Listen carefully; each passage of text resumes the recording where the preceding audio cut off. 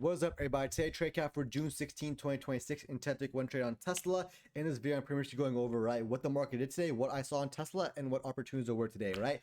Let's go into the video. So, overall, this month has been absolutely insane, right? Absolutely insane month, absolutely insane consistency, right? And you guys are in the server know this, right? Like, you guys know that, like, absolutely been on a heater. Not even for the past month, like literally for the past like 8 months, I've been on absolutely heater. I'm not gonna lie, right? Like I've literally leveled up on my training like 10 times like the past 8 months. It's absolutely insane.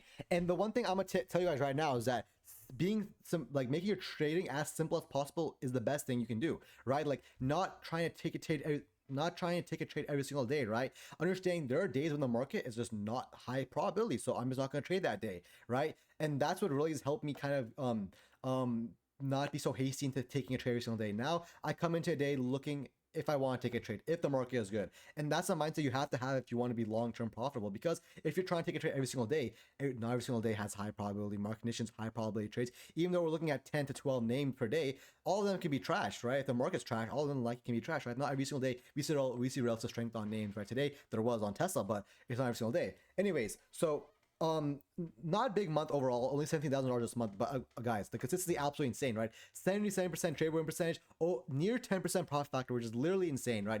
87% win percentage, right? And what you guys have to understand is that there's no setup, right, that will give you a high win rate. It's only your system that will give you a high win rate, right? Every single setup only has to be non-profitable or profitable, right? You have to find an entry model that's just profitable and non-profitable, right? And there's no percentage amount for that, right? It's either profitable or not profitable, right? Depending on your risk reward, all those factors.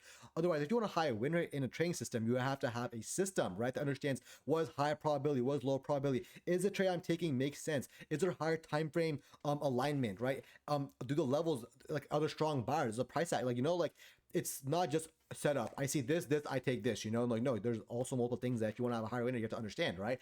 And that's why I'm not taking trades on these days, right? I understand that. Anyways, holy yap fest. Anyways, I don't even remember. Okay, let me pull up the alerts and pretty much talk about what I saw on Tesla, right? Today was a very, very quick day. But yeah, so 8:49, Tesla calls 417.5 calls on watch. So what's happening at 417? What's happening at 4, bro? What's happening at 8:49, right? 8:49, right? Tesla is bouncing off low of day, reclaiming view up, strong price action, strong buyer showing relative strength, right?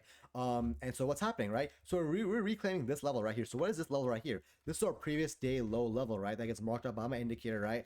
This 407.06 that's coupled with 407 whole psych number coupled with this fair value gap. So we have a very, very nice pullback into this fair value gap, key level 407 psych number, strong buyers stepping up defending that level, showing that they want to keep the momentum.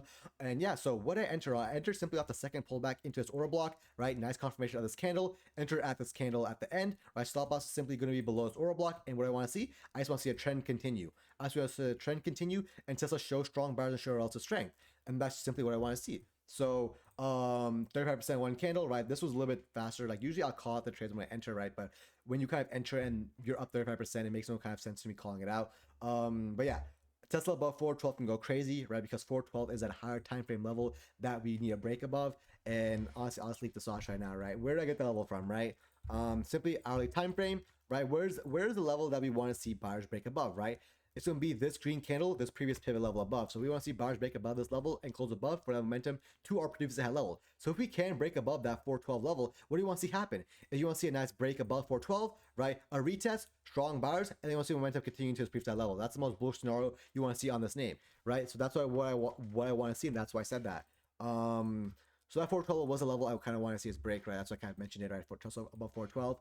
And then we end up showing a strong rejection at this level, unfortunately, right? Literally came back above and then sellers instantly brought it back down extremely aggressively, right? And so stop loss above pre-market high, 40% at that. I'm not even sure how this pop. 40% near stop loss here. This price action is crazy, and then got stopped out. So very, very quick trade. Very, very nice momentum on Tesla. But of course, this just wasn't a bigger win.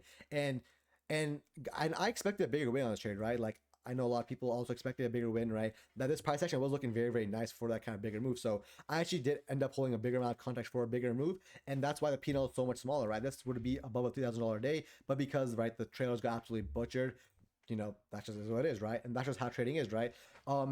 you know, if you guys have noticed, or probably not, but majority of the time when you have a big month, it comes from 1 to 2 trades, and those 1 to 2 trades, right? When you have those big trades, come from you holding a bigger position size for that bigger TP, and that's what I kind of want to see today. I kind of want to see us kind of push towards 416 for my majority of my position, and that just didn't end up happening, right? And that's just how trading is, you know. I'm getting stopped out, and that's why.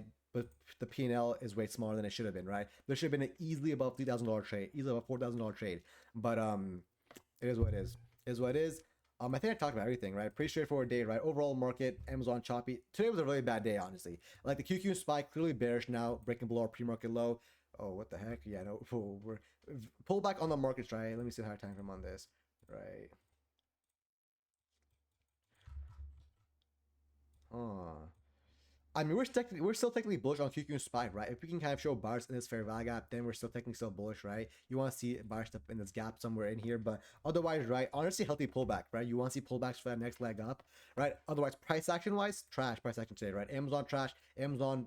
What am I saying? Amazon, Apple, AMD. AMD is a little bit better underneath the pre-market low, but Google, right? Google, this price action, you have to understand that Google usually has more displacement when we're playing retest, so this you have to understand that. Nvidia choppy, and yeah, I mean, all these names are just trash, literally trash. Tesla was the only good name. This literally was the only decent trade the entire day, in my opinion. Literally the only decent trade. Otherwise, everything else was trash. And yeah, that's pretty much trade recap. How long? 6 minutes long. Yeah. If you guys got value, do not forget to like and subscribe. Do not forget to comment down below. I mean, not a comment down below. Do not forget to join the Discord down below and ask me any questions in there.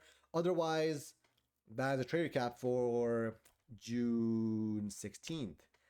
Tomorrow is FOMC, right? I think it'll be the first FOMC where we have a new Fed chair. So no clue how that's gonna go, but I'm not gonna take a trade tomorrow because, right? Usually 99% of the time when we have a FOMC meeting, price action looks like this, right? For the first morning, anyways, for the first hour, 2 hours, where you'll be looking at trade, where I normally trade. So it's not worth taking a trade, not worth putting risk on in shitty market conditions. So yeah, that's the trade cap. Peace.